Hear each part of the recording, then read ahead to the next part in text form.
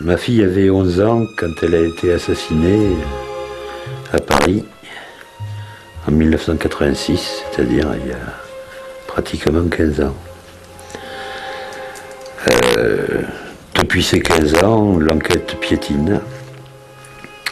Je pense que les magistrats, enfin ils ont été 5, et la police qui a changé très souvent ses équipes, on fait du travail, mais enfin ça n'a mené à rien pour le moment, on est en plein échec. C'est la raison pour laquelle j'ai pas beaucoup hésité quand j'ai rencontré Karine Hutzebot à la Marche Blanche de Paris au mois de mars. J'ai décidé de jouer cette carte-là en plus des autres.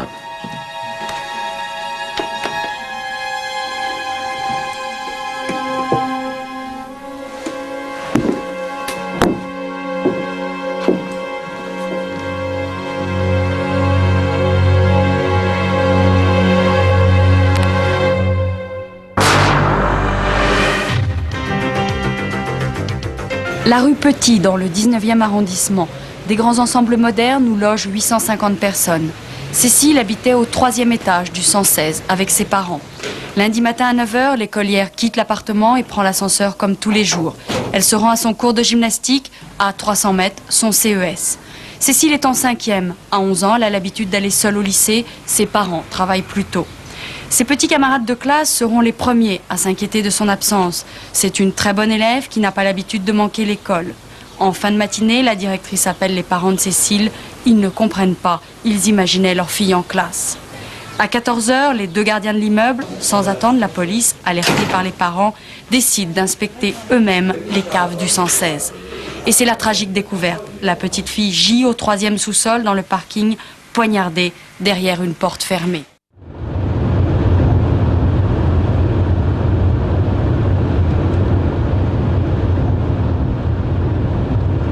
Je connais beaucoup de tueurs et d'agresseurs d'enfants parce que j'en ai rencontré en prison. J'ai étudié des cas pendant mes études en Angleterre, en stage à l'FBI aux États-Unis. Je sais comment ils pensent. Je sais entrer dans leur tête, parcourir leurs catacombes. Et je veux en tout cas trouver celui qui a tué Cécile, ou au moins aider à le trouver.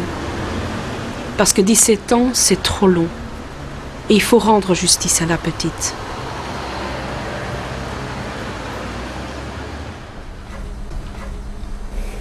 Voilà, et bon, je veux dire, il y avait le bout de tissu comme ça, et puis la main comme ça de la petite, quoi. Essayer de faire... Comme ça, par terre ouais, je savais, je me suis pas non plus... Non, à mon avis, elle devait avoir la main un petit peu posée comme ça, quoi. Elle devait être sur ce côté comme ça, exactement, j'en sais rien. Je veux dire, j'ai vu que la main dépassait, donc je peux pas vous dire, je pourrais même pas vous dire à la limite si elle était comme ça ou comme ça. Ça c'est, je veux dire, moi j'ai été au contact pour voir s'il y avait quelque chose, mais bon, c'est pas un spectacle, hein, de toute façon. Donc, elle était froide déjà? Ah oui, oui, et puis il n'y avait pas de réaction, de toute façon. Et personne ne l'a vu, hein. Oui, dans l'ascenseur. Bah apparemment, non. Si, Si, il y en a qui l'ont vu quand même. 7 Il a été dans l'ascenseur très tôt le matin déjà. Ah ouais.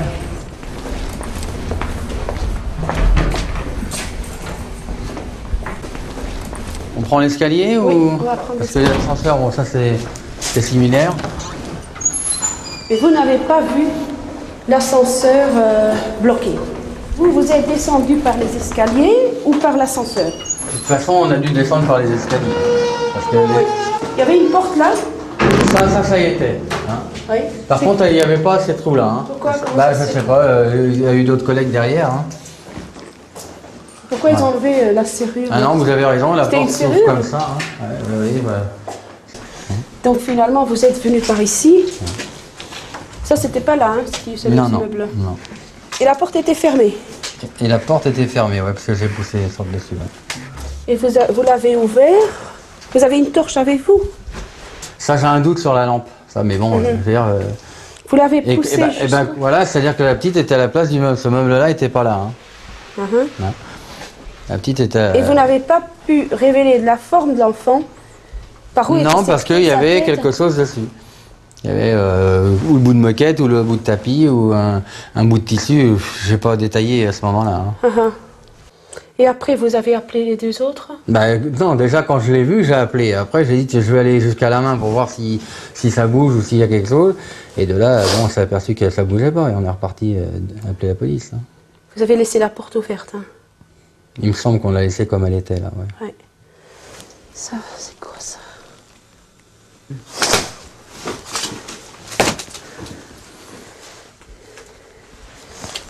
Ça m'inquiète. Hein. Ça, c'est quoi ça?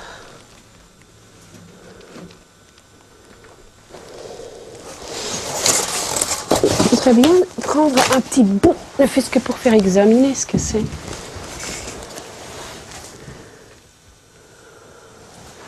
Et c'est dangereux de toucher. Hein. Allez, hop.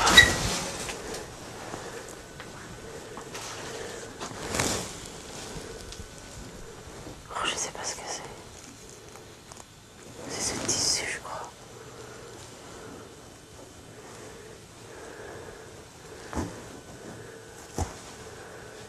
Je vais prendre ça avec.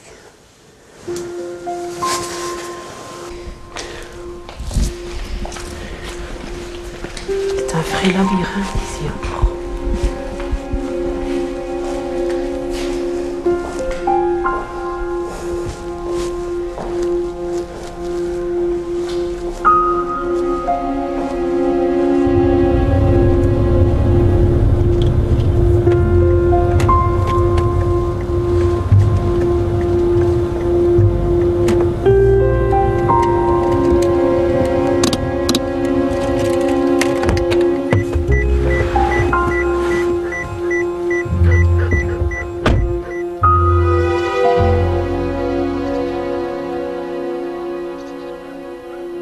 Ce qui ressortait pour nous du rapport d'autopsie, c'était un acharnement. Oui. Parce qu'en réalité, on a parlé de cordes, de couteaux, de coups. Donc, si vous voulez, les causes de la mort étaient multiples. Donc l'impression qu'on était obligé d'avoir, c'était celle de l'acharnement. Est-ce qu'il y a question de viol Oui, il est question de viol. Oui. Oui. Accompli? Jusqu'à quel point, je ne saurais pas dire, je ne sais pas. Mais oui, il est question de viol. Est-ce qu'ils ont trouvé des traces de défense sur la petite? De Des choses défense. qu'elle s'est défendue. Oh, l'acharnement du gars correspond sans doute à ça. C'est clair qu'elle s'est défendue. Sincèrement, ça ne m'étonne pas.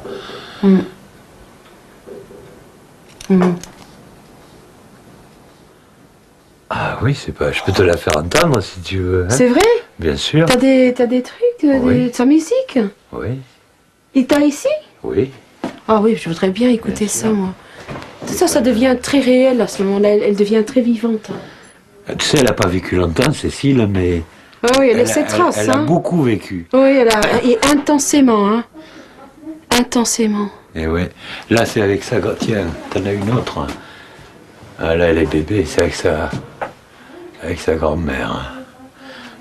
Et c'est la grand-mère qui venait le week-end régulièrement. Oui. C'est une femme que j'aimais beaucoup. Ouais. Comment est-ce qu'elle avait? Tu peux la sortir, la photo, si tu veux. Oui. C'est ma belle-mère, ça. Souriante. On n'a pas le droit de faire ça au gosse. Hein. C'est... Ça va aller? Ça va pas? Ça va? C'est trop dur, tu vas dire.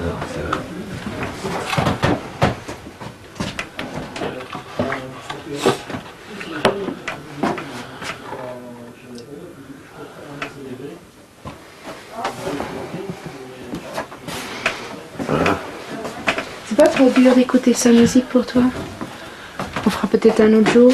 Non, je vais pas te faire écouter Cécile toute seule, parce que ça, je l'écoute jamais. Non, je vais te faire écouter les orchestres Lohengrin qu'on a...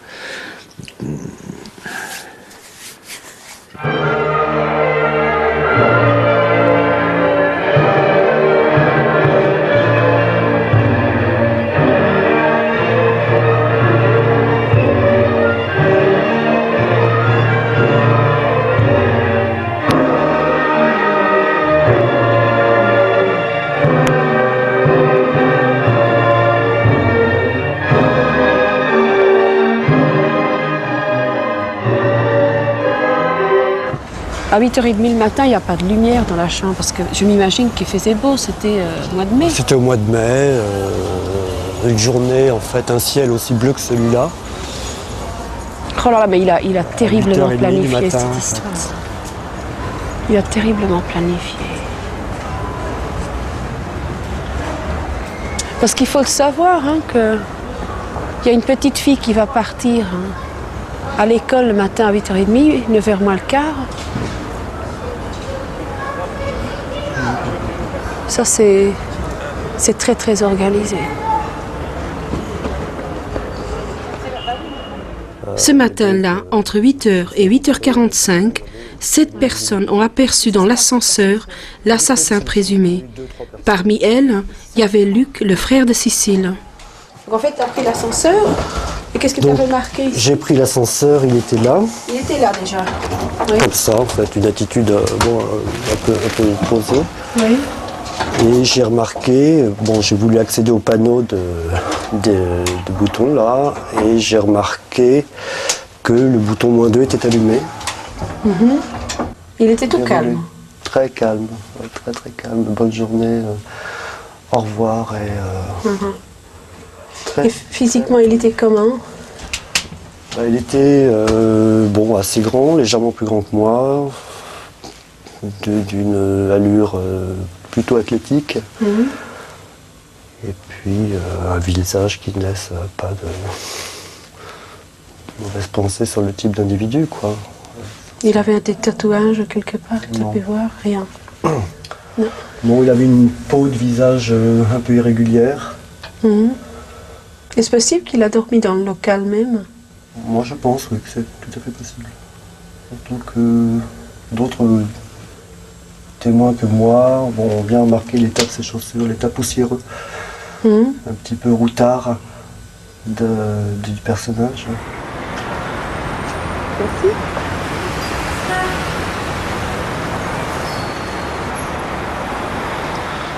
Moi, j'y suis descendu ce jour-là avec mon grand-père qui est tout de suite venu parce que lui voulait voir sa petite fille. Et on a eu une barrière de flics à cet endroit-là. Ils ont pu voir encore la petite pour l'identifier ou pas? Nous, on l'a vu au centre médico-légal au quai de la Râpée pour la dernière fois. Elle était défigurée, méconnaissable. Ça te laissait supposer tout ce qu'elle avait pu endurer. Elle qui avait un visage si fin comme je t'ai montré, c'était pas la même chose. Est-ce qu'il y avait des... Est-ce que les os étaient brisés ou pas? Ça a été jamais été. Ça va? C'est difficile. Pas trop bien ici.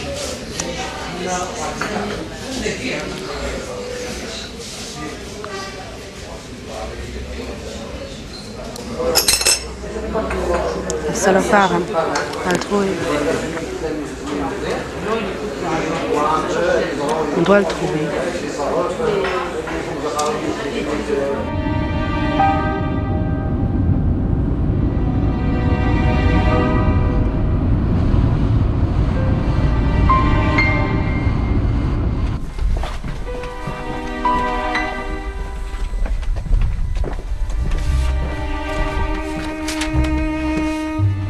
Chaque être humain est un monde en soi et est une promesse pour ce monde. Donc on ne sait pas quelle promesse Cécile avait. On ne va jamais savoir à cause de quelqu'un qui a coupé cette ligne de vie. Et moi, la moindre des choses que je puisse faire, c'est faire une promesse à cette victime que je vais tout faire pour trouver celui ou celle qui a fait du mal et qui lui a coupé de la vie et pour empêcher qu'il continue.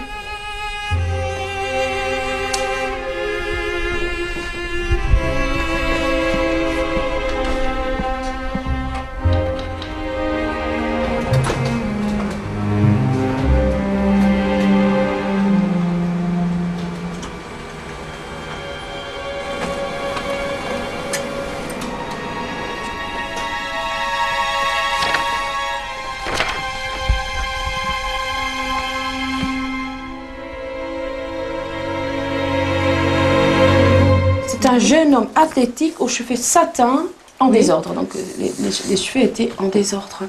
Il était habillé d'une façon sportive. Il avait des baskets sales ou usées. En tout cas, ce n'était pas des baskets neuves. Il avait un blouson en cuir clair, probablement un polo clair, pantalon foncé, entre 25 et 30 ans, 1,80 m, type européen. Donc ça, en fait, c'est la description de Luc. Le père m'a fait la même description, mais les autres victimes, les autres témoins qui ont été entendus par la police par après, effectivement, ont vu le même individu. Parce qu'il faut repérer les endroits. Hein. Bon, imagine-toi que toi, tu veux commettre un crime dans un immeuble pareil. Bon, tu n'as jamais été là. Tu entres, tu prends l'ascenseur, tu montes, tu descends et tu attends. Bah, on va voir, peut-être une petite va rentrer dans l'ascenseur. Mais tu vas où avec cette petite alors? Ça, c'est très bien prémédité, c'est très planifié. Hein.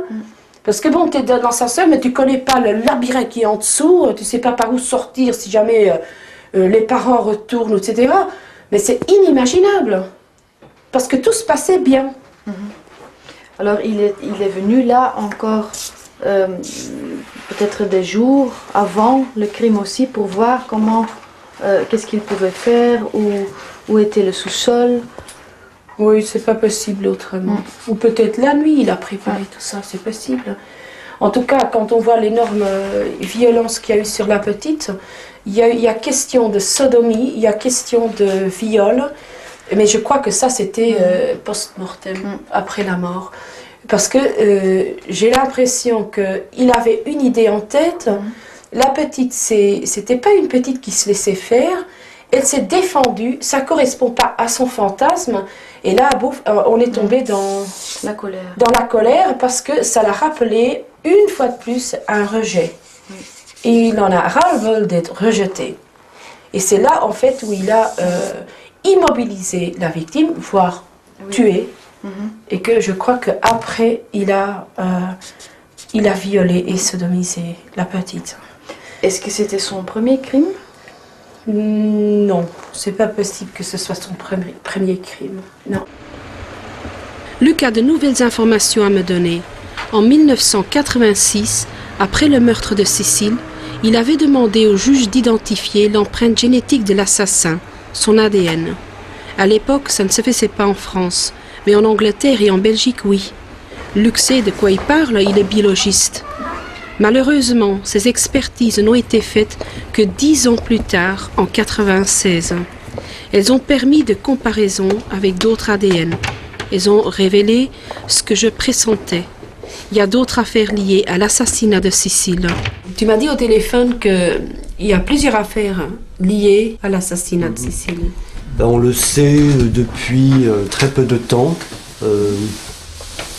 Il existe effectivement 4 autres affaires liées par des preuves génétiques. Donc on aurait pu, à partir de là, très, très vite, constituer, disons, une véritable enquête. C'est certain, oui. Parce qu'on sait déjà avec les études aux États-Unis que ce genre de criminel, le profil correspond quand même à un criminel en série, vu la violence sur Cécile.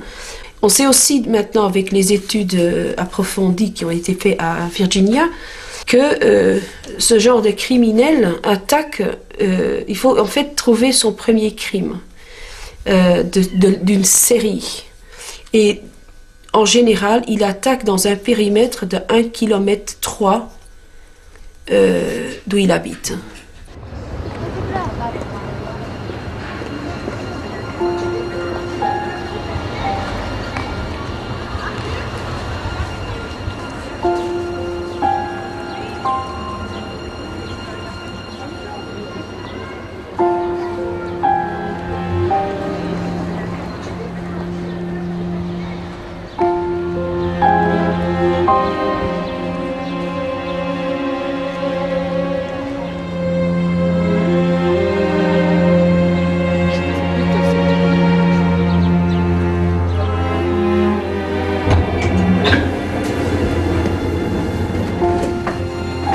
Sandrine est la première victime connue. L'ADN de l'agresseur est le même. C'était le 7 avril 1986, un mois avant l'assassinat de Cécile. Sandrine avait 8 ans. Elle a été laissée pour morte. Là, il y a peut-être trop de risques, quoi qu'il entend que l'ascenseur arrive. Mais bon, il peut être surpris tout de suite. Si quelqu'un sort, il est surpris. Donc... ici, il n'a pas trop l'occasion parce qu'il y a la lumière et qui... Évidemment, il aime bien le noir, hein, parce que ça fait peur aux enfants. L'obscurité totale, c'était le cas aussi avec Cécile, il n'y avait pas de lumière là. Donc, au niveau des risques, il a fait ici, parce que là, il y a une porte et là, il y a les ascenseurs. Et pour augmenter son excitation, peut-être aussi pour ça peut être une forme de dépersonnalisation.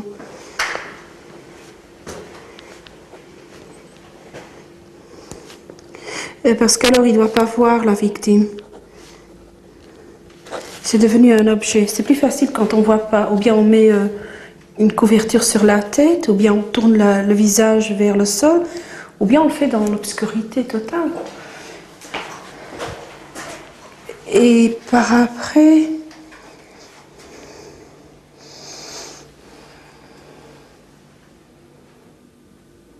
je ne sais pas s'il peut entendre quand il y a quelqu'un qui descend par les marches.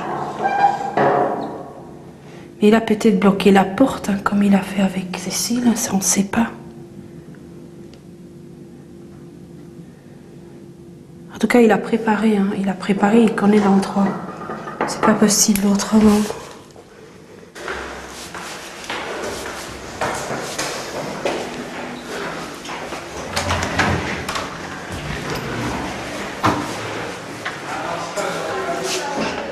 Si c'est bien son premier crime, il devait être là, quelque part, dans une de ces tours, à guetter sa proie, à repérer les horaires, un anonyme au milieu des anonymes.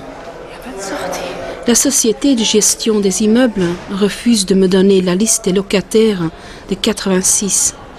Confidentiel, disent-ils.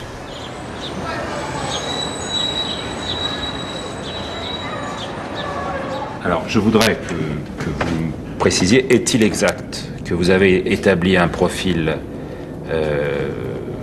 précis de Dutroux un an avant son arrestation, oui. Profil publié dans la presse. 15 jours après la disparition de Julie et Mélissa.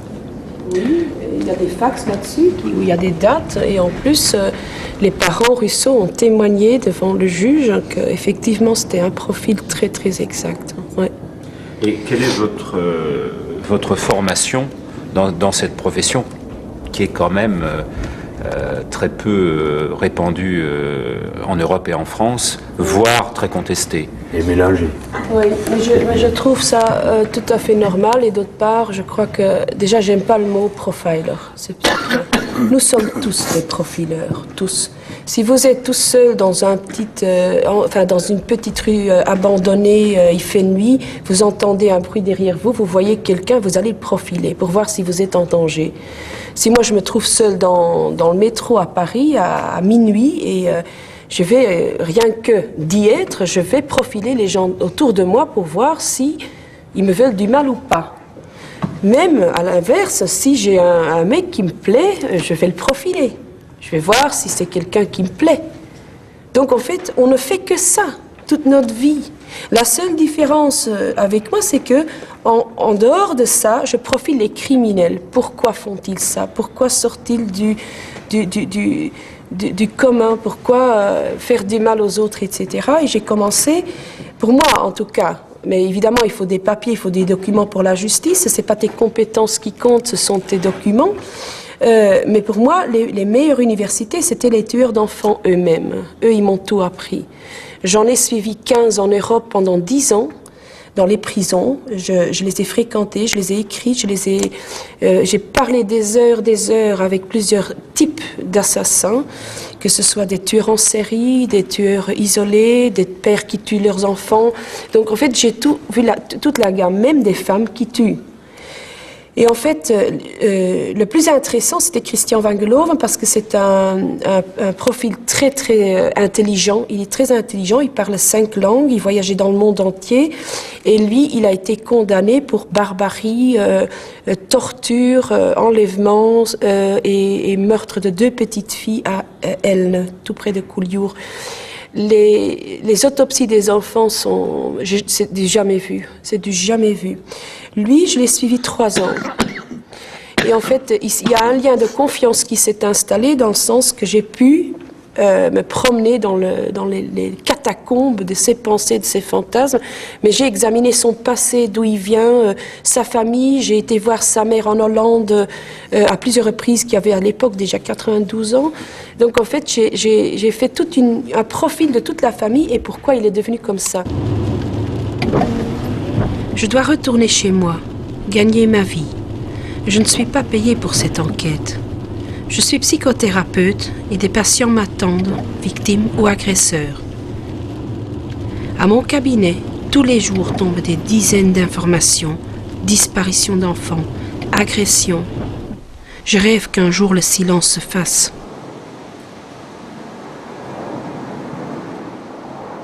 Toen ik aan de harddrugs wist ik dat blowen eigenlijk gewoon normaal is gaan. Zo richtte me, vergeleken met andere dingen. Dus, ja. Nu, er is een geschiedenis van seksueel misbruik in het gezin. Hè? Ja. Er is je zus die verkracht is en uw broer. Hoe hebt u daarop gereageerd? Toen ik het van mijn zusje hoorde, heb ik half mijn kamer verbouwd. En ja, ik ben heel het dorp rondgerend om mijn agressie kwijt te raken. Toen ik het van mijn broer hoorde, ja, dat snapte ik niet helemaal. Ik was nog klein. Ik wist ook niet echt wat het betekende, dus. Dus je voelde woede als Maria verkracht is, ja? Hoe oud werd je toen? Ja, volgens mij was ik toen 14. Weet jij dan nog maar een jaar? Sorry? Weet jij dan nog maar een jaar? Ja, zoiets denk ik wel, ja. Hebben ze dat stilgehouden of zo voor u? Nee, mijn zusje heeft het stilgehouden. Het was in Amsterdam. En, Ah ja, dat is juist, ja.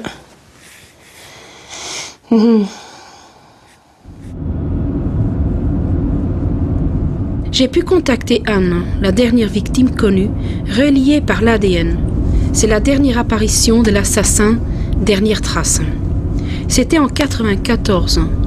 Anne avait 11 ans. Elle faisait du vélo, seule, dans les environs de Mitry-Mory. Tu me dis où je dois m'arrêter? Oui. Là où, en fait, tu as vu arriver la voiture. Voilà. Voilà, Explique. stop. Oui. Alors maintenant, tu m'expliques exactement ce qui s'est passé.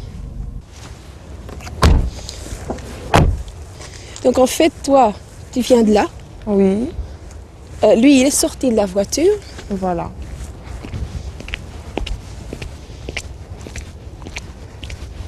Je vais essayer comme ça de diriger vers toi. Voilà. Oui. J'étais à vélo et tout. Je suis restée sur mon vélo, comme ça. Et je m'étais déjà arrêtée. Et il me demande ma pièce d'identité. Oui. Donc après, je lui dis, j'ai pas de pièce d'identité. Donc après, il me dit bon, bah, vous allez me suivre au commissariat. Il me parle bien, normalement, quoi. Alors, comme ça, il est venu. Voilà. Oui. Il est venu Il t'a touché quelque part ou il t'a tout simplement invité de venir dans la voiture? Non, il m'a invité à venir dans la voiture. Oui. Il m'a accompagné par ici ou lui, il s'est dirigé tout de suite vers son côté? Non, il m'a accompagné vers ici. Oui. Il m'a mis les menottes. Oui. Là, c'est ici qu'il t'a mis les menottes, Voilà, comme ça. il m'a mis les menottes. Donc c'est lui qui a ouvert la porte. Oui. Et il m'a mis, enfin, je me suis mise comme ça et voilà, je me suis assise. Après, il a fermé. Il a fermé. Oui. Il était habillé comment quand il est sorti de la voiture? Il avait un jean noir, mais le haut, je me rappelle plus du tout. Je sais qu'il avait un jean noir et il avait des baskets. Oui. Tu peux le décrire? Il était brun. Il avait les yeux marrons. Il était assez grand, quoi, par rapport à ma taille, c'est clair. Est-ce qu'il avait un... Oui. Et en plus, comment dire, il me parlait bien, donc moi je pensais vraiment que c'était un policier au début. Il avait un accent? Non, il n'y avait pas d'accent. Donc en fait, est-ce qu'il était du coin ici ou est-ce qu'il était de Paris? Vous pouvez pas le dire? Non, ça je pouvais pas le dire parce que c'était un Français, quoi. Ça se voyait, il n'avait pas du tout d'accent. Est-ce que tu reconnais cette personne? Ouais, c'est lui, mais il y a des trucs qui ne vont pas. Évidemment, ça c'est un portrait robot qui a été fait 10 ans avant. Ouais, et puis là, je trouve qu'il fait vachement jeune, quoi, par rapport à quand je l'ai vu, c'était pas du tout ça. Non. Donc après, il a fait marche arrière. La voiture était propre? Oui, mais ça sentait un peu l'herbe. Ça sentait quoi? J'aimais pas l'odeur, quoi. L'herbe. C'était un truc à odeur qui rendait quelque part? Non, même pas. J'ai pas vu qu'il y avait un truc à odeur. Ça devait être son odeur. À lui?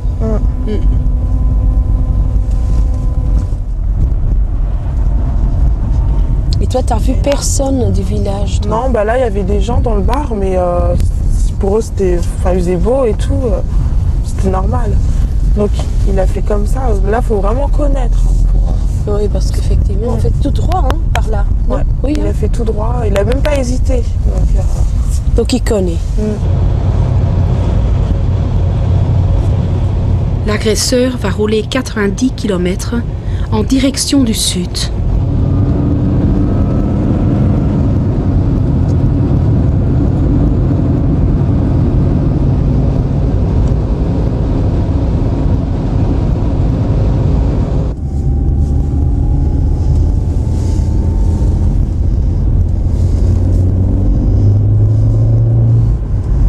C'est la première fois qu'on vient ici.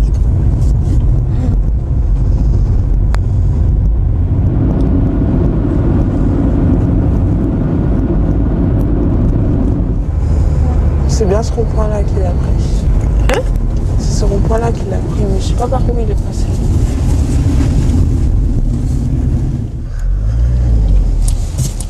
Et il a pris ce petit chemin. Il a continué comme ça? Jusqu'où? Il s'est arrêté là. Ici? Oui. Il s'est arrêté là.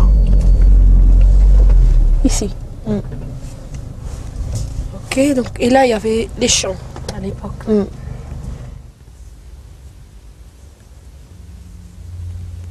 Donc là, il t'a pris dans les bras. Il t'a sorti de la voiture. Et puis, on va y aller. On va voir. Ça va aller?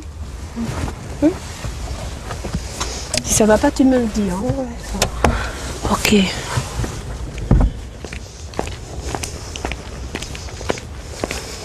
Et tout ce temps, il te disait rien? Non, il me disait rien. En plus, j'avais mal aux mains. T'avais quoi? Aux mains? Bah oui. T'avais toujours les menottes? Oui. Donc il est rentré par là. Oui.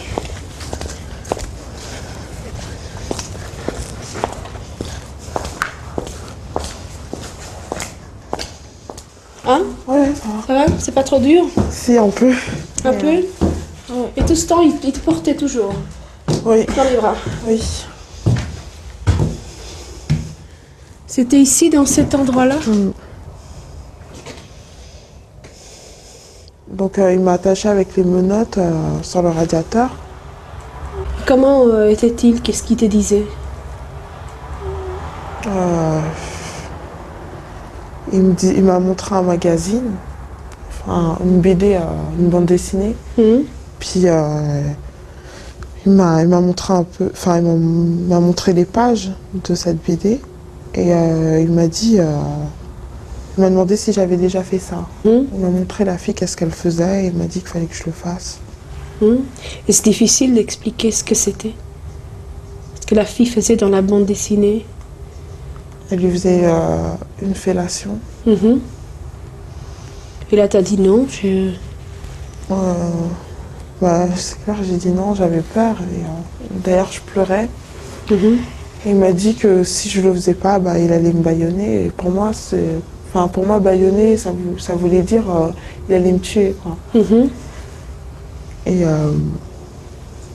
puis après, il m'a montré des autres choses aussi. Et t'as pas dû te déshabiller ou? Si, il m'a demandé de me déshabiller. Et moi j'ai dit je suis pudique, quoi, j'aime pas. Et puis il m'a dit c'est pas grave et tout. En fait il essayait de me mettre à l'aise et tout. Et j'ai dit non, franchement j'arriverai pas, c'est trop dur pour moi. Il m'a dit fais-le, sinon commence pas à m'énerver. Et il a dit ça et là j'ai eu peur, quoi, donc je me suis dit vaut mieux que je le fasse, quoi, au lieu de mourir. Et il avait des tatouages quelque part? Des cicatrices? Non. Des blessures? Non. Il n'avait rien. Est-ce qu'il était poilu? Non. Non. Et il n'y avait aucun bijou? Il portait aucun bijou? Non, rien. Rien du tout. Oui. Donc à un moment donné... Le seul truc, c'est qu'il avait un trousseau de clés et il y en avait plein dedans. Je sais pas ce que c'était, mais ça m'a choqué, quoi. Il y en avait au moins une vingtaine, quoi. De clés? Ouais, dedans. Donc ensuite, il a terminé et après, il s'est rhabillé. Il t'a dit de te rhabiller? Voilà, il m'a dit de me rhabiller. Il m'a enlevé la menotte. Et il m'a dit de rester là parce qu'il va revenir tout à l'heure. De ne pas m'inquiéter parce qu'il va chercher à manger et tout. Donc tu as attendu quelques minutes ici? J'ai attendu quelques minutes. Et après, je suis partie. Donc tu es sortie par ici. Évidemment, le bâtiment était dans un autre état. Hein. C'était pas si grave. Voilà. C'est ce radiateur-là? Oui. Et il t'a attaché à ça? Il a détaché le fil et après il m'a attaché à ça. C'est ce genre de lit? C'était un lit qui se pliait comme ça? Voilà. Et pas comme ça? Les médicaments? C'était ce genre de médicaments. Voilà, c'était des médicaments comme ça, oui. Et la skin? Les corporels à l'élastine. C'est ça ou c'était ce genre? Non, c'était ça. C'était bien ces médicaments-là. Et ça, il avait dans une boîte?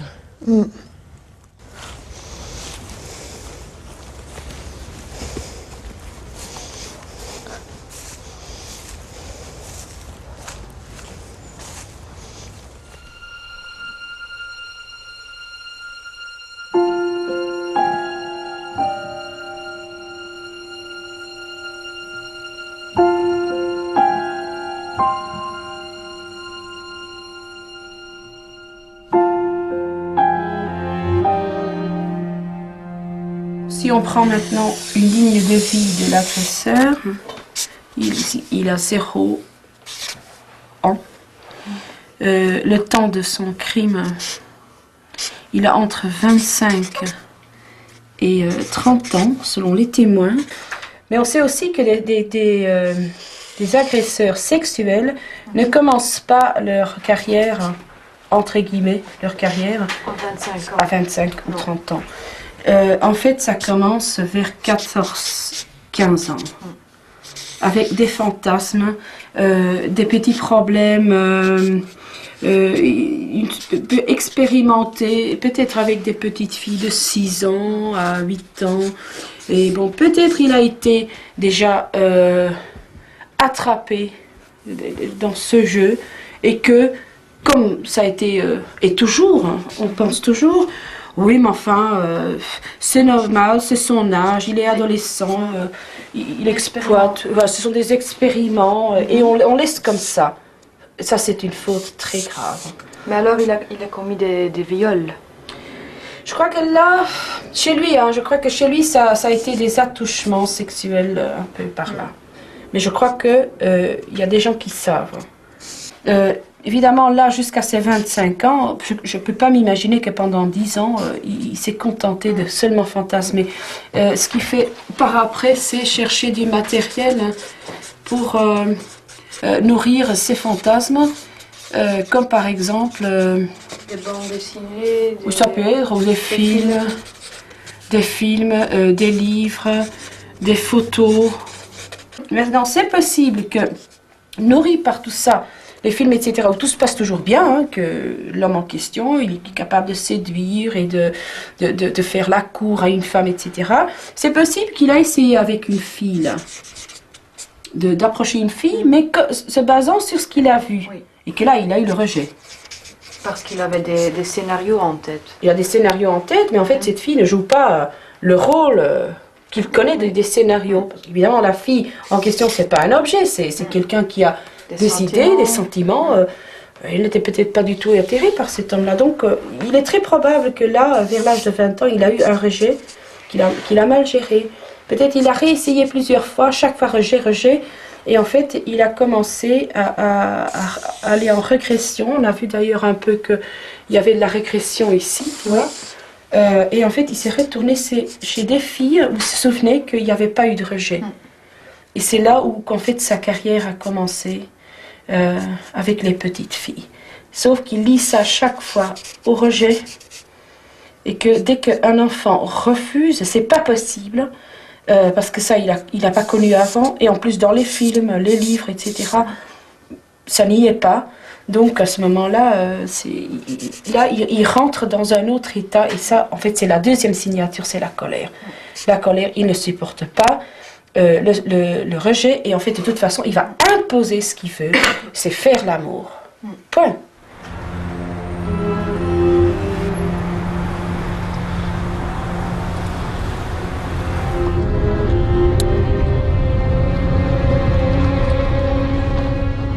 Il n'y a pas d'enfants qui naissent monstres. Les enfants, ce sont des enfants cassés, des enfants abandonnés. Même si les parents sont là, ils n'existent pas. L'enfant n'existe pas pour eux. Il n'a pas une personnalité, il n'a pas une reconnaissance. Ça reste un vide à vie.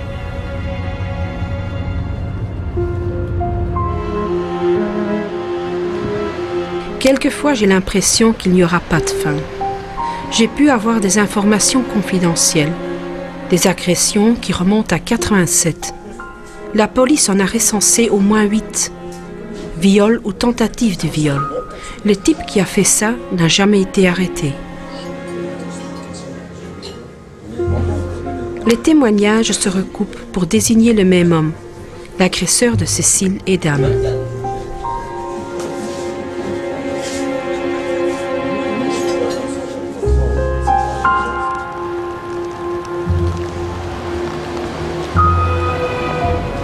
Marie avait 14 ans. Il était midi, elle rentrait de l'école. Donc en fait ici elle fait un code, elle ouvre la porte et tout de suite après il y a quelqu'un qui la suit, qui tient la porte et qui entre avec elle dans la cuisine. Et qui la suit vers l'ascenseur. Déjà dans l'ascenseur, il a sorti sa carte de police. En disant que je suis de la police, je fais une enquête, j'ai besoin de vos papiers d'identité.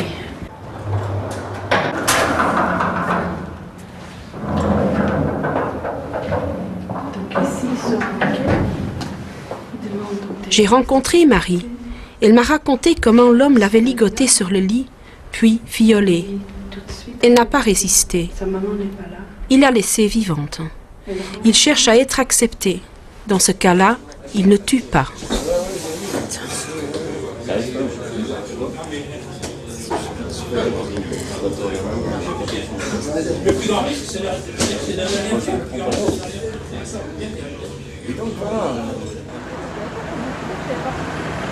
On trouve sa trace au sud de Paris, au centre, au nord. Il frappe partout. Il tente plusieurs fois dans la même journée. Il prend des risques, parle avec des témoins. Je suis sûre qu'il y a encore beaucoup de victimes inconnues qui n'ont pas porté plainte.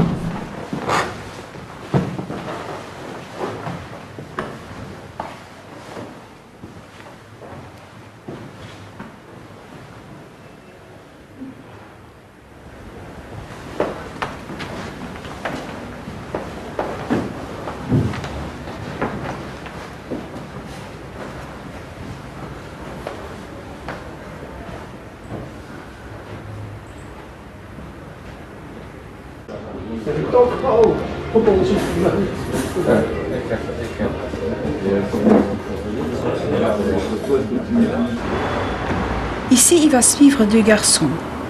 Même mode opératoire, il montre une carte de police, entre chez eux, les attache sur un lit, mais il ne les touche pas. Ce n'est pas le sexe qui les intéresse, c'est le pouvoir, le contrôle. Oh là, attends, c'est pas possible ça. Il a fait ça avec 2 enfants. C'est incroyable. Donc là, il n'a pas, apparemment, il n'a pas peur des contacts physiques. À ce moment-là, il y a 4 portes.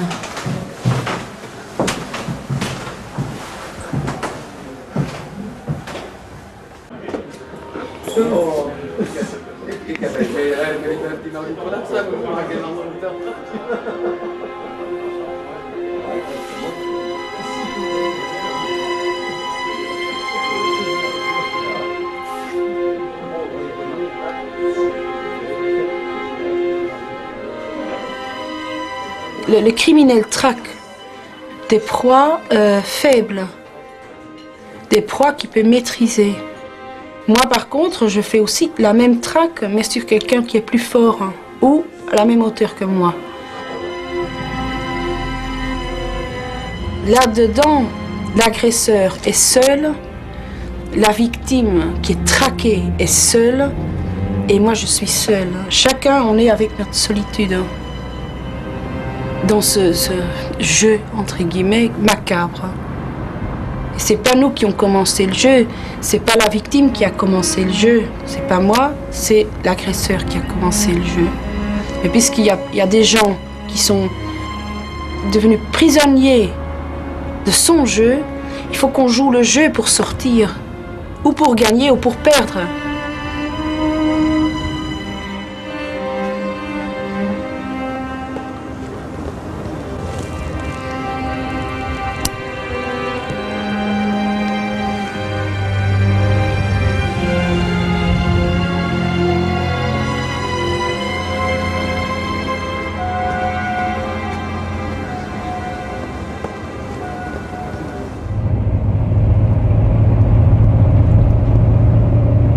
Anne n'est pas satisfaite de sa description de l'agresseur. Je lui ai proposé une séance d'hypnose pour tenter de chercher au plus profond de sa mémoire. Le docteur Martin a réalisé une centaine d'hypnoses dans le cadre d'enquêtes criminelles. Dans 10% des cas, ces séances ont permis de résoudre l'affaire. Donc je suis médecin neuropsychiatre, je suis thérapeute, c'est-à-dire que je ne suis pas flic, je travaille avec les gens, je les traite, j'essaie de les aider en utilisant entre autres la technique dite de l'hypnose. Si à un moment quelconque, il y a eu un moment difficile émotionnel, je peux gérer puisque c'est mon travail. C'est vrai qu'ici, je suis en tant qu'expert, et ça veut dire que le secret médical entre nous n'existe pas vraiment. Il y a donc un enregistrement vidéo, sur bande vidéo, magnétoscope, et ça fait partie, si tu veux, de l'enquête, du dossier, de l'instruction SIA, et il n'y a pas vraiment de secret médical. Que vois-tu maintenant? Que se passe-t-il maintenant? Laisse faire ton inconscient. Ne cherche pas à comprendre.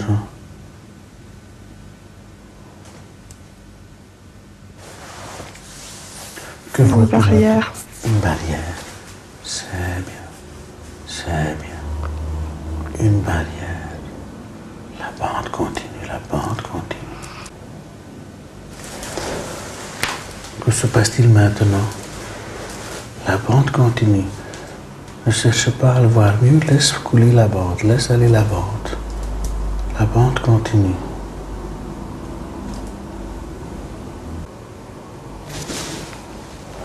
Je suis en vélo. Que vois-tu maintenant? Que se passe-t-il maintenant? Où es-tu maintenant? Je vois quelqu'un qui se dirige vers moi. Je vois quelqu'un? Qui se dirige vers moi. D'accord, c'est bien. C'est bien, je suis toujours là. Ça continue. Il est devant moi.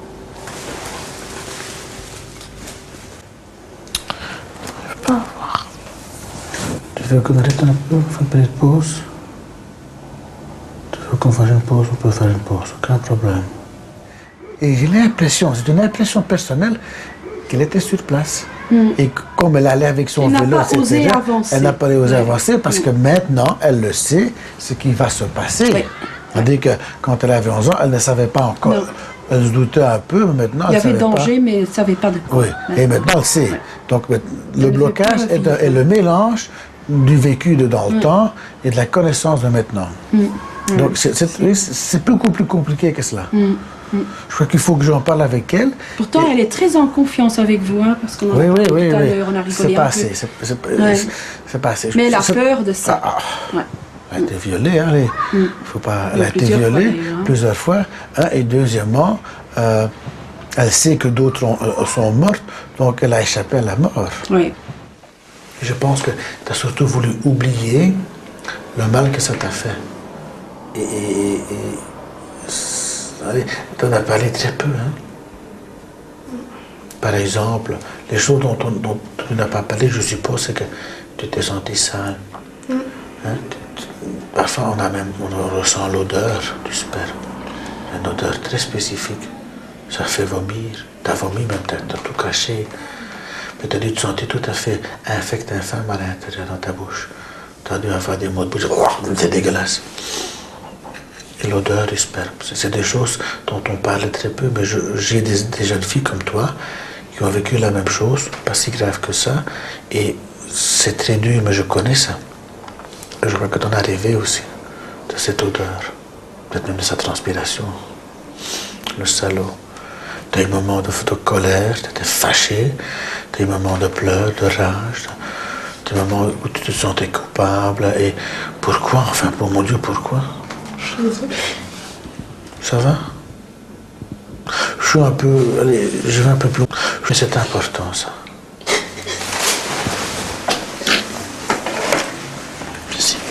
Ça va?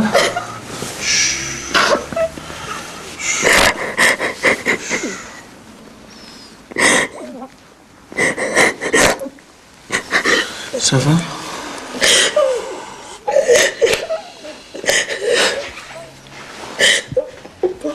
Non. Il y avait longtemps, hein.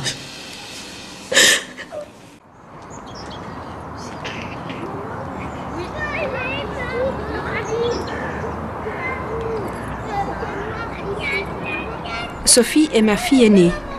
Elle suit des études de criminologie. Mais attends, je vais essayer de t'amener dans ce jeu pervers des pédosexuels. Hein. Tu vois cet enfant sur le deuxième balançoire, là?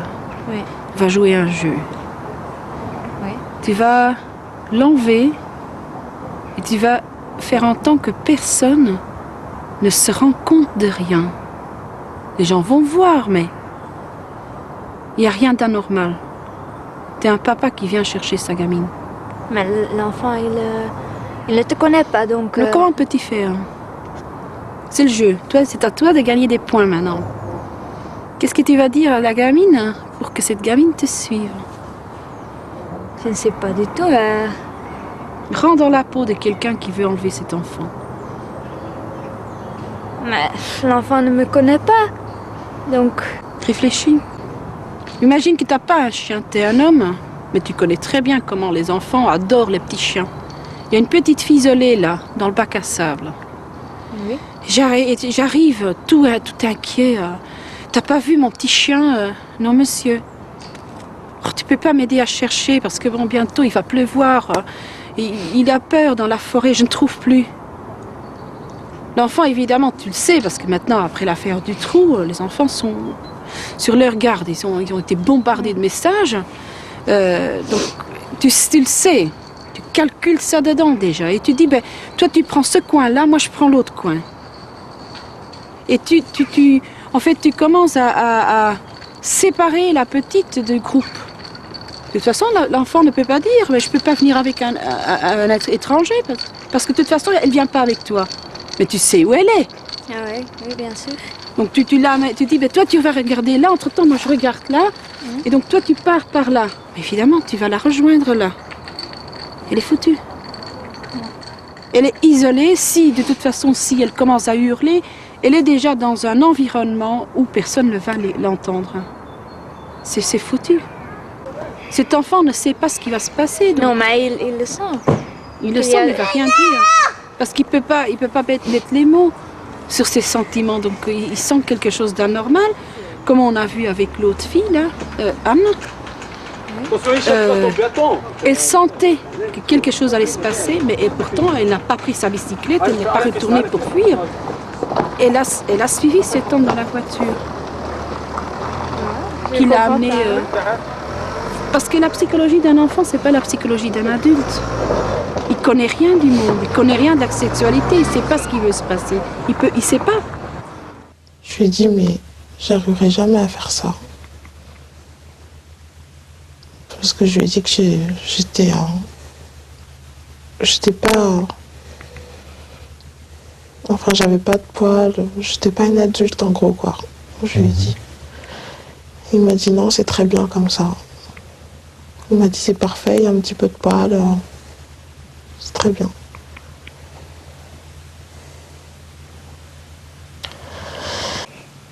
Donc...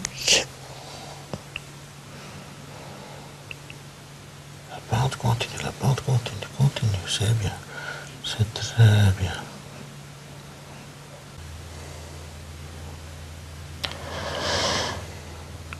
Après... Stop, pousse le stop. Pousse le stop. Comme on a fait l'autre fois. Pouf, l'image est partie. C'est parti. Ça va? Anne reprendra la séance d'hypnose, mais elle ne pourra pas retrouver d'éléments déterminants sur son agresseur.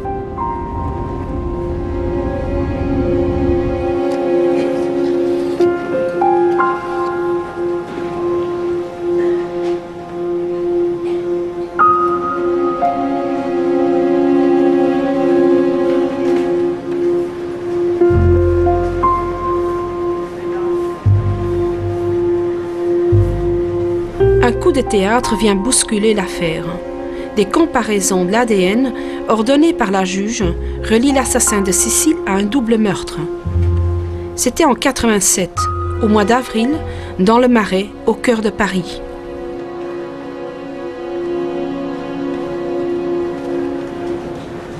Mais regarde, si tu regardes ici, tu ne vois pas l'immeuble. Hein. Pourquoi il a choisi cet immeuble? Parce que l'immeuble est retiré là. On ne le voit pas. C'est qu'il a suivi sa victime. Hein. Et après, il a surveillé dans la rue. Parce que, encore comme dans l'affaire de Cécile, il y a une rue juste en face. Mais vous habitez ici depuis dans le quartier. Dans cette rue-ci. Et vous n'avez jamais entendu parler d'un double assassinat dans cet immeuble? Moi j'ai entendu dans mon immeuble. Où ça? Quand? Il y a 10 ans, 19 ans. Oui. C'est mon immeuble.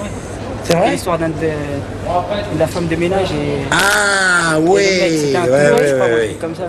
Oui. Mais on n'a jamais arrêté les gens qui ont fait cette doublette. Mais qu'est-ce qui s'est passé réellement ici? J'avais 8-9 ans à l'époque. Moi, quand je suis rentré, il y avait plein de flics qui bloquaient tout. Est-ce que vos parents se souviennent de ça? Oui, ses parents, bien sûr. Ils sont où? Est-ce qu'on peut les parler? Ils travaillent. Oui. Vous ne connaissez pas quelqu'un d'autre qui était plus âgé que vous? Faut aller voir la propriétaire de l'immeuble, peut-être qu'elle en sait. Elle est toujours là, c'est la même? Oui, c'est la même. Ouais. Toujours. Elle, c'est bien. Oui. Oui, pardon madame, je cherche madame Veil. C'est pourquoi? Je voudrais poser quelques questions, est-ce possible? Des questions pourquoi, madame? D'une affaire qui s'est passée ici il y a 15 ans. Sur quoi? Sur un double assassinat. Ah non, écoutez, je ne veux pas en parler. Merci. Pourquoi pas? Non, parce que j'ai pas envie. Est-ce que vous connaissez des gens qui puissent me donner des informations là-dessus? Je ne suis pas de la presse, hein. Je sais pas. Je peux pas vous dire. Et des gens ici dans le coin ou dans Non, l'immeuble? parce que tout a changé là maintenant. Il n'y a plus de locataires qui étaient là. Oh.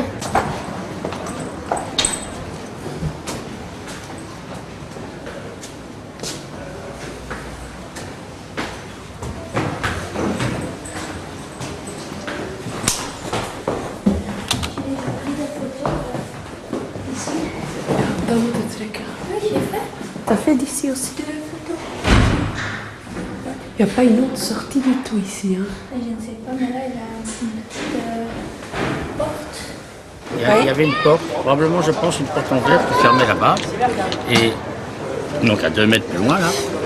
Et ils ont fermé cette porte-là. Il fallait s'annoncer par des l'interphone, Donc ouais. l'assassin a parlé Ça, c'est certain. à la fille. À l'interphone. Oui. Elle a ouvert. La fille au père a ouvert, depuis là-haut. Ça, c'est sûr. Ben oui, parce qu'on ne pouvait pas entrer, c'était fermé par la porte qui est là-bas, à 4 mètres. Mais Et comment ils ont été tués, ces gens? Comment? un espèce d'assassinat sanglant, je sais pas, il y avait une mise en scène genre érotico-scabreuse. Ils étaient attachés, pendus, etc. Mais c'était un assassinat déguisé. D'après la police, d'après ce qu'on a su. C'était déguisé en affaire de mœurs. Le matin, Heidi, elle a amené l'enfant à l'école vers 8h45. Ce n'est que vers 19h, lorsque l'épouse de Jean est arrivée, qu'elle a découvert les corps. On parle d'une sorte de mise en scène. Mais comment est-ce possible que Eddie a 20 ans et les autres victimes sont plus jeunes? Je crois que l'âge de la victime n'a aucune importance pour lui. Aucune. Mais les autres sont plus jeunes, hein? Oui, ça c'est possible. une adulte. Alors l'âge n'a pas d'importance. Pour lui, non. C'est son fantasme. Mais oui, oui. Là, on passe de bébé, juste bébé, en préadolescente. Oui, et de préadolescente à adolescente. Pour lui, ça n'a pas d'importance. C'est l'endroit, c'est le genre de victime dans le sens disponibilité de la victime et les possibilités à ce moment-là, les opportunités qu'il a. Comme il a fait avec Marie, il a ligoté la jeune femme sur le lit. Et à ce moment-là, ça c'était imprévu, il y a Jean qui entre. Et là, son fantasme brise. Ça on a vu dans d'autres affaires où là, il prend des crises de colère, mais très graves, très explosifs. Jean, c'est le salopard qui a brisé son fantasme. Et comment il a été tué, Jean? Mais apparemment, les deux ont été étranglés. Attends, mais s'il tue les deux, c'est qu'un des deux le connaît. Pourquoi? Parce qu'il n'a aucune raison de les tuer. Une fois que les deux sont immobilisés, ligotés, bâillonnés... Ben non, parce que Jean a brisé son fantasme. N'est-ce pas une raison pour le tuer? Mais qu'est-ce qu'on trouve pas sur ce crime qu'on a trouvé sur le crime de Cécile? Mais j'ai pas vu le crime. On a les données sur Cécile. Il s'est acharné sur la petite. C'était la colère, la signature C'était à ce moment-là la colère. On n'a pas de colère ici. Sur base des données que j'ai, il n'y a pas de colère là. Il n'y a pas de signature ici. Donc ici, il n'y a pas de signature. Donc il y a autre chose. Là. Un des deux connaît, ne fût-ce que de vue, l'agresseur. Parce qu'il n'y a aucun... Je ne vois pas pourquoi il les aurait tués tous les deux. Il les a tués, en plus avec une cordelette. On sait que quand on tue avec une cordelette, qu'il est possible, dans beaucoup de cas, il y a un lien entre victime et agresseur. Ceux qui tuent avec leurs mains, il n'y a pas de lien entre victimes. Donc, qui étranglent avec leurs mains, il n'y a pas de lien entre victime et agresseur. Et ici, en fait, il utilise des cordelettes. Mais les cordelettes, il ne les utilise en principe que pour ligoter les victimes. Pour son fantasme. Pour son fantasme. En principe, ça ne sert pas à tuer. Il a fait avec Cécile parce qu'il était en colère. Hein. Et il a fait là. Moi, je crois qu'il connaît un des deux. Un des deux aurait pu l'identifier. Donc tu vois, le profil d'un agresseur, ça se passe pas comme ça. Hein. Ça se passe comme ça. Ça dépend parce qu'il s'adapte à la situation, son mode opératoire change. Il y a la signature. Hein? Et il apprend. Il apprend, oui. Donc même si je dois faire un truc, ça va comme ça en fait. Ça monte, mais ça bouge. Mais sa signature reste. Et sa signature, quand il ne tue pas, c'est l'humiliation de la victime, la domination sur la victime, donc ça correspond, c'est la même chose. Et en fait, il ne supporte pas le rejet. Il ne supporte pas le rejet. Quand il y a rejet, il tue. Il tue. Mais là, il n'y a pas de signature.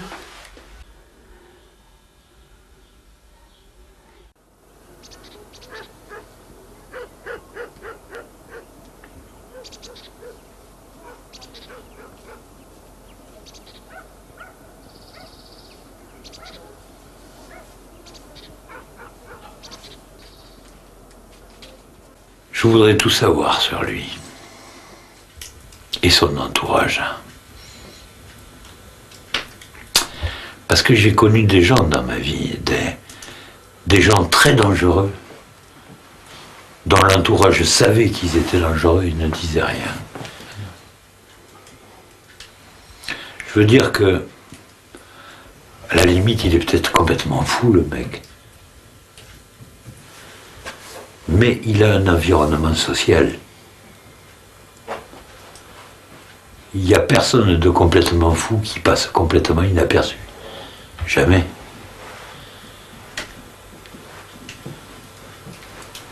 À mon avis, il n'est pas tout seul.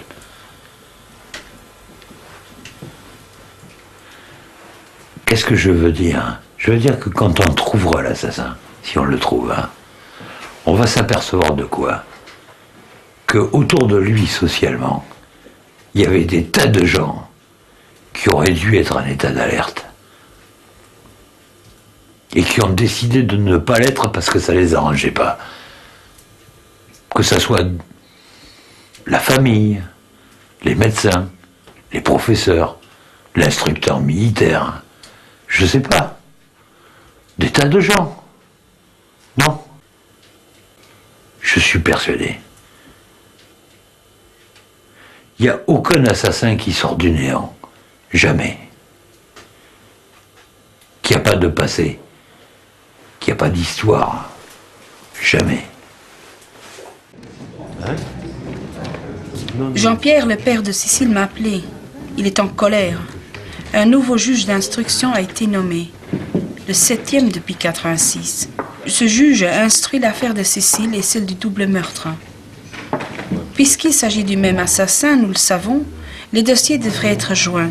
Et Jean-Pierre, en tant que partie civile, devrait avoir accès aux informations des deux dossiers. Mais contre toute attente, le juge refuse de joindre les affaires. Jean-Pierre organise alors une conférence pour protester. Je crois qu'il est inacceptable qu'un dossier soit considéré comme invisible, mais spécialement quand il remet en cause tout ce qu'on pouvait penser finalement. Puisque avant qu'on nous parle de ce dossier, on n'a affaire qu'à des dossiers d'enfants. Tout d'un coup, on n'a plus affaire à des dossiers d'enfants. Donc je suis fondé à penser, moi je m'autorise à penser qu'il y a des choses intéressantes dans ce dossier. Oui, mais comme Serge Garde en a parlé tout à l'heure, l'explication est très simple. Un psychopathe, il ne se fixe pas que sur ce genre de victimes. Voire du trou, il y avait des enfants, il y avait des jeunes filles, mais il y avait aussi une femme de 52 ans. Karine, je ne cherche pas d'explication. Là, ce n'est pas la question. Moi, j'ai aucune explication à chercher, mais je dis que ce dossier, je veux le voir. Ah oui, plutôt ça je m'imagine. En toute hypothèse, je veux le voir. Je veux savoir ce qu'il y a dedans. Parce que je vois que deux réponses à la question « Pour quelle raison ne veut-on pas me le communiquer ?» On me communique bien les autres dossiers qui sont joints. Je crois qu'ils ont peur que là, tu vas voir qu'ils n'ont rien fait. Alors, il y a deux hypothèses. Ou bien il y a dedans quelque chose qu'on ne veut pas dire, qui est gênant. Quoi? Je ne sais pas. On peut s'interroger là-dessus. Ou alors, deuxième hypothèse, on a fait une bourde énorme. Et on veut camoufler Je crois que c'est plutôt ça. J'en sais rien. Ah, moi, je crois rien du tout. Moi, je veux le voir. Ça. Et là-dessus, si un journaliste parle de l'affaire, j'aimerais que ça ressorte. Quand j'ai rencontré Jean-Pierre il y a presque 2 ans, je crois, c'était à la Marche Blanche. Ce qui m'a en fait frappé le plus, c'est que la première chose que le juge lui a dit dans son dossier, c'était à partir de maintenant, ce n'est plus votre affaire, c'est l'affaire de la justice. Ça m'a tué parce que ça l'est toujours, l'affaire de la justice. Ça fait maintenant pratiquement 17 ans.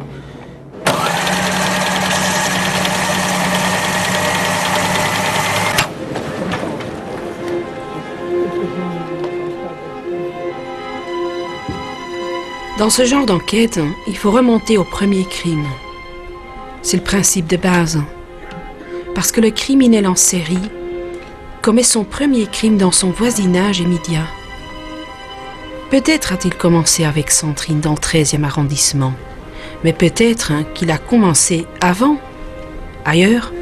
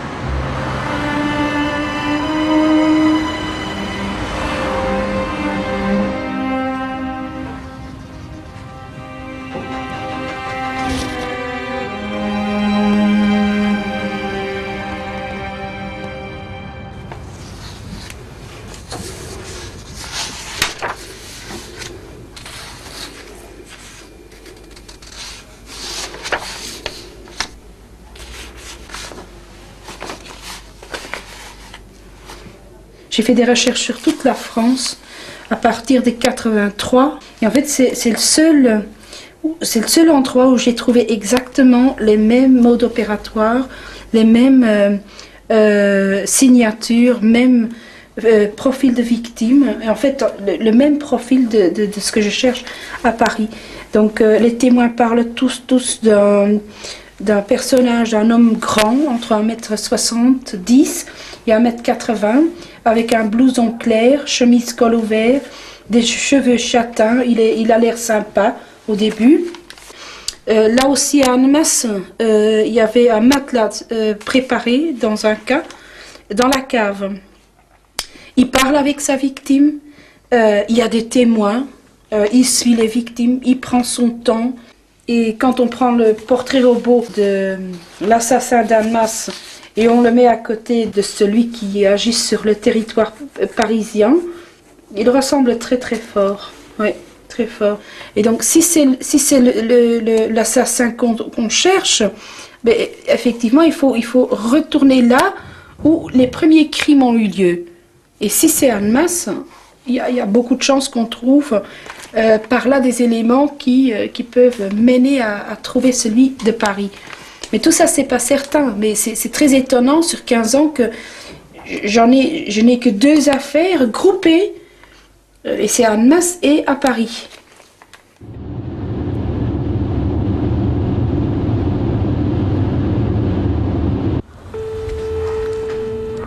Je suis déçue. Comme quoi notre science ne sera jamais une science exacte. Une brève enquête auprès des journalistes du Dauphiné libéré m'a appris que l'assassin d'Annemasse a été arrêté, puis jugé en 93. Oui, bonsoir madame, excusez-moi de vous déranger, c'est madame Hutzebot à l'appareil. Est-ce que je pourrais parler maître Camille Fischer? Bonjour madame. Est-ce que vous avez quelques minutes parce que je voudrais vous poser quelques questions concernant un client que vous aviez il y a quelques années. Mais le mode opératoire et la signature étaient la même. Pareil. Ouais, toujours pareil. Pareil. Donc même si c'était dans un parc... Oui, c'était toujours pareil. Donc pour lui, l'endroit où il commettait ses crimes, ça ne devait pas nécessairement être une cave, ça pouvait être aussi... Ah ben non, ça a été, il y a eu les parkings, il y a eu les escaliers, etc. Pas forcément la cave. Mais la cave était un des éléments importants puisque c'était, il avait subi lui-même donc des attouchements et une fellation forcée par un homme dans une cave. Donc ça faisait partie d'un des passages obligatoires, la cave, hein, pour exorciser ce que lui-même avait subi à ce niveau-là. Je suis très très frappée par le fait que c'est identiquement le personnage que je cherche dans l'assassinat de plusieurs victimes sur Paris et environ, et des viols, et qui est toujours en liberté. Si ce n'était pas le cas qu'il était arrêté 6 mois avant la dernière victime, j'aurais été sûre que c'était lui. C'est pour ça que je suis tombée sur lui, quoi. Oui. C'est aussi 85, 87, par là. Et alors la dernière victime, c'est 94. Mais entre 87 et 94... 94, ça peut pas être le mien. Non, non.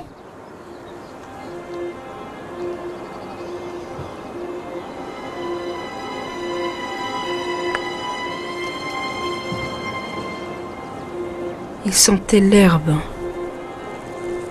C'est ce que Anne m'a dit. Donc il vient de là. Attendez.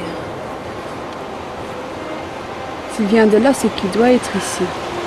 Il n'y a pas 36 000 solutions là.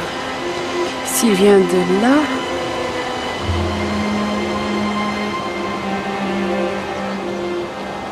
Et il est reculé avec la petite dans la voiture. Alors qu'il pouvait faire le tour par là, parce que ça on a vu maintenant, il aurait pu retourner par là sans être vu au village, mais il ne l'a pas fait. S'il n'ose pas venir ici, c'est qu'il y a des gens qui peuvent le reconnaître ici. Et le seul endroit, c'est pour ça que je suis revenue en fait, parce que ça m'a frappé la première fois, c'est cet endroit-là. Là. J'avais vu que ici, il y a eu des travaux. Il y a eu des implantations d'arbres. J'ai vu tout ça. C'était dans un flash, donc j'ai besoin de revenir pour voir tout ça. Donc je crois qu'on doit... Maintenant, je dois vérifier si effectivement il y avait des travaux à l'époque. S'il y a des témoins qui ont vu cette voiture-là, décrite par la victime, et de savoir de quand à quand, éventuellement, il y a eu des travaux ici.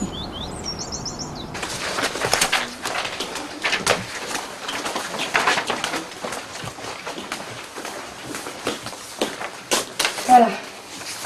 Là, vous avez la photocopie du plan cadastral. Oui. Alors, donc on fait tout ça sur des terrains. Oui. Mais on a besoin d'une autorisation pour faire des travaux. Pour faire quoi? Comme travaux? Parce que enlever des cendres, des arbres, oui. Oui, il y a des demandes d'autorisation. Hein. Et ça se passe où, en fait, pour les autorisations? Au service technique. Service technique de d'ici. C'est le même bâtiment ici. On ne peut pas le demander maintenant. Ils peuvent me dire en quelle année les travaux ont eu lieu. Je vais regarder ce que j'ai dans un dossier à l'intérieur. Nanana. Demandeur. C'est bon. Et la parcelle, c'est laquelle? Vous l'avez? De 94.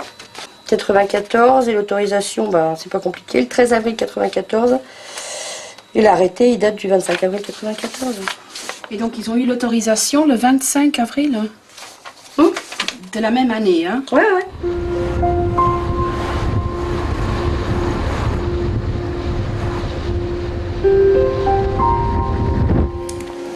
Vous avez fait à l'époque des travaux sur votre terrain à Mitry-Mory. De l'abattage de peuplier.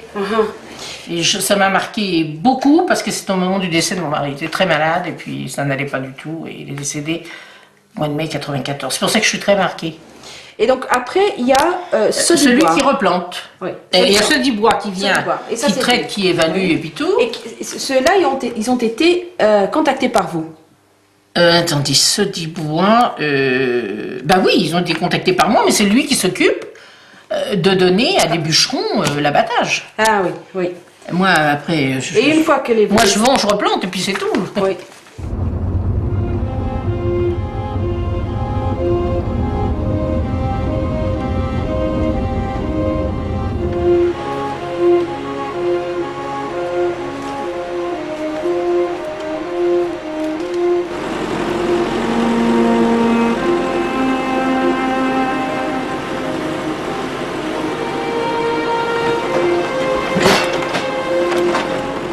Non, c'est parce qu'il y avait des voitures qui venaient. C'est vrai qu'il y avait des gens qui passaient en voiture aussi. Hein. Mais s'il y avait une Volvo ou pas, je ne me rappelle plus. Et ça fait trop longtemps déjà quand même. Ça ferait très peu de temps après. C'est-à-dire qu'on aurait été interrogé la même année où c'est vrai. Il y a 8 ans quand même avant que...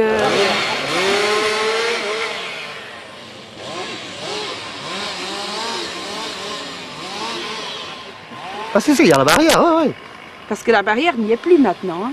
Ah ça je ne sais pas, mais il y en avait une barrière, ça je suis sûr qu'il y en avait une barrière, parce que combien de voitures qu'on a vu de brûler ici, ici, là, en dessous le pont de chemin à fer, on a vu pas mal de voitures. Mais c'est très, très important ce que vous dites là. Hein. Quoi? Ah bah oui, parce que de toute façon, la voiture qui a enlevé la fillette, il est arrivé jusque là, c'est plus loin, c'est à peu près 2 kilomètres. C'est une de terre. Hein. Ah non, mais c'est possible, ah, non, c'est le chemin, moi je connais bien le chemin. Hein. Et donc, il a enlevé la petite là, il a été jusque là, il a fait marche arrière, il est revenu par là. Donc il doit savoir que c'est fermé là aussi. La barrière là, ça serait fermée, c'est à moins qu'il ait la clé, voilà. Et la fille aussi, dans ces cas-là, la gamine. En vélo, tu peux passer au côté. Hein. Oui, parce que en vélo, tu peux passer au côté en vélo. Hein. Oui, mais en voiture, pas ça, il a dit. Tu passes pas. Hein. Et par là, elle passait de côté. Alors, qui avait accès à ça avec la clé? Qui? Avec la clé, qu'est-ce que les cultivateurs? Pour moi, il y en a que le propriétaire de terrain, et celui-là qui travaille dans la ligne TGV, c'est tout. Hein. Il n'y a personne qui peut passer automatiquement. Hein. Mais c'est vrai que tous les jours, quand on arrivait... La victime a bien dit que c'était quelqu'un qui avait un gros trousseau de clés. Ça, elle a dit. Ah. Donc... Et puis là, tu viens d'apprendre qu'il y avait une barrière, qu'il fallait une clé. Ah ouais, automatiquement.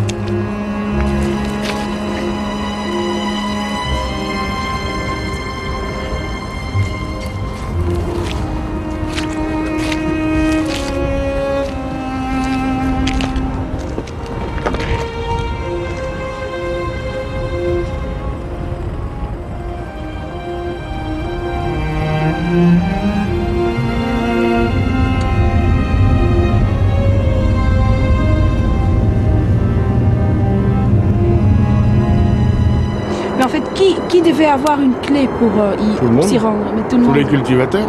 Oui, mais c'est pas beaucoup, hein. Il y en a 4 ou 5 peut-être là. Bah oui. Pas plus. Non. Et qui d'autre pouvait avoir une clé? Les chasseurs. Hmm. Tout le monde en a eu les clés. Hein. Quand ils ont mis les barrières, ils étaient obligés de nous donner les clés. Oui, pour mais rentrer. qui donnait les clés? Ah, moi, je sais pas qui c'est les a donnés, parce que quand je suis arrivé ici, Est-ce que c'est la SNCF? Est-ce que c'est c'est la mairie? C'est la mairie qui donnait les clés. Que la mairie? Je pense, oui. Ouais. Des gens qui disent qu'en fait, 80% du temps, la barrière était ouverte. Ah, bah, ça, c'est quand les manifs viennent l'ouvrir la nuit. Hein. Ou les gens qui viennent braconner. Ici, c'est un secteur à braconnage aussi, c'est attention. Hein. Ça vous est arrivé d'arriver sur place et que la barrière était ouverte? Ah bah oui, plus souvent. Ouais. On a même là, à côté du pont, on arrive, il n'y a même plus de cadenas. Le cadenas, il est disparu, on ne sait même pas qui c'est qui l'a pris. Hein. Mais aussi à cet endroit-là. Comment? À cet endroit-là aussi. Ouais. Régulièrement, vous êtes venu là et... Ah oui. Tout à Ça, fait les ça. barrières, ils ne tiennent pas. Là.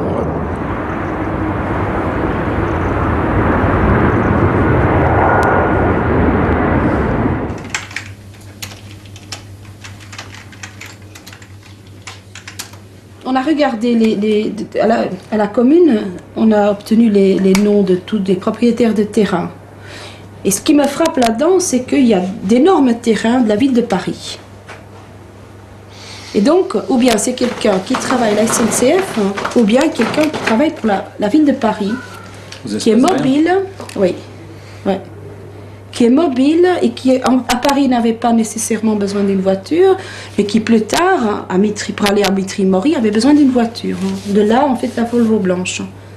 Mais déjà, Alors, si c'est un fonctionnaire de la ville, ça veut dire qu'il a une carte tricolore. c'est possible. Oui. Ouais. C'est une carte blanche avec la photo et les couleurs bleu, blanc, rouge. Et à peu près, combien il y en a comme ça, pour me donner une idée? Sur Paris et environnement. Ça, je serais incapable de te dire, plusieurs milliers. T'as pas de meilleures nouvelles pour moi, c'est pas moi. Non, je suis désolé. Puis, c'est la première fois qu'on évoque cette hypothèse. Hein.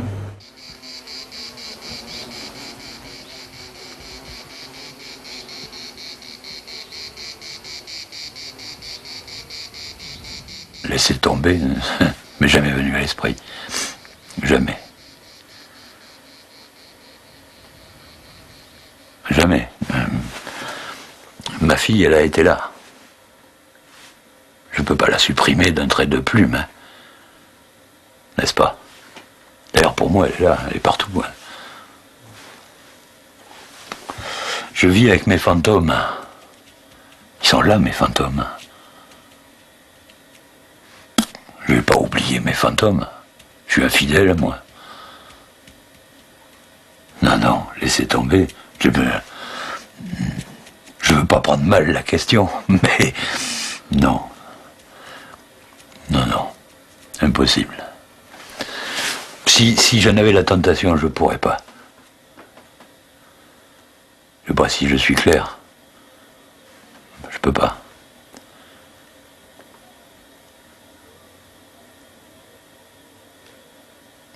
Ça voudrait dire quoi d'ailleurs? J'entends des drôles d'expressions. Faire son deuil, tourner la page. Il y a des gens qui savent faire ça.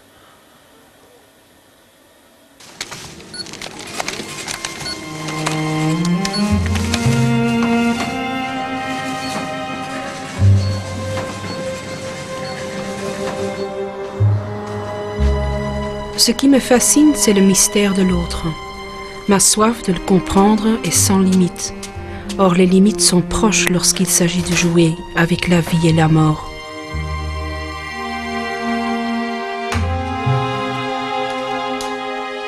Dat zou kunnen. Maar ik zou graag weten, welk gedeelte ben ik er niet over? Want ik denk, De verwarring. De verwarring.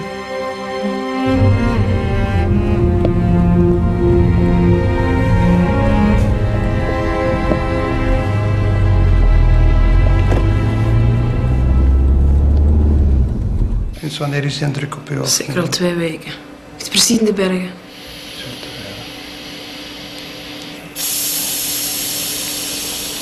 Hoeveel? 17. Ik heb altijd veel te laag gehad. Dat is gewoon echt overstressed. Overstressed. Is te druk op uw oren of in uw hoofd? Dat is precies dat ik zit in de bergen en soms heb ik de indruk dat dat water achter mijn oren zit. En dan hoor ik... Dat is uw lijf dat in opstand komt. Hè. Normaal ga je er naar luisteren, maar je verzet uw grens. Je verzet uw grens, je verzet uw grens. Ik heb dat gelijk en ik voel dat ook. En ik zit tegen de muur. Ik zit tegen de muur, ik kan niet meer. Ik doe nog altijd voort, hè, maar ik weet, ik moet stoppen.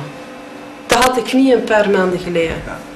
Ik dacht, ik zal dat anders regelen en dat zal dan wel gaan, maar nu weet ik, nee, ik kan niet meer. Je gaat aan uw professionele, naar uw manier van werken, uw manier van met de dingen waar je mee bezig bent. Ik denk dat je daar serieus moet over gaan nadenken om daar echt iets aan te doen. Niet noodzakelijk, dat is het grote probleem. Ik weet, als ik dan zeg, nu stop ik, dan stop ik. Ik kijk niet meer om. Ik kijk niet meer om. Als je dat kan? Ja, ik kan dat. Maar ik vind het heel erg, voor al die kinderen. Absoluut. Dus ik zit constant te twijfelen. Het is een beetje zwart-wit wat dat betreft. Omdat ik zeg het, je kunt niet een beetje zwanger zijn. Ja. Ofwel is er zwanger ofwel niet. Ofwel heb je die kinderen, maar dan door het afond, ofwel niet. Dus deze zaak van Cécile is mijn laatste. Dat is zeker. Dat is zeker. Dat is zeker, want ik kan niet meer. Ik geef het toe.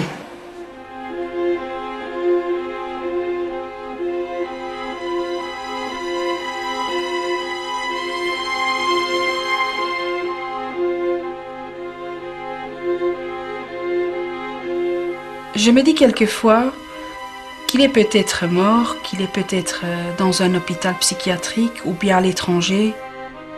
Mais même mort, il faut lui trouver un nom, mettre son nom sur un visage et le sortir de l'anonymat.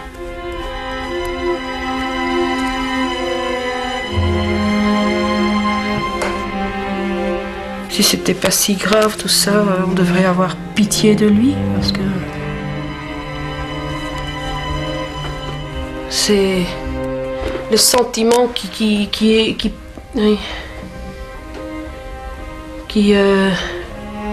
prend le dessus. Je crois que c'est le chagrin pour les victimes des victimes. Ça revient. Il a été victime, il a fait des victimes. Il y a une grande partie des victimes qui font de nouveau des victimes. C'est ce cercle, c'est le désarroi, ouais.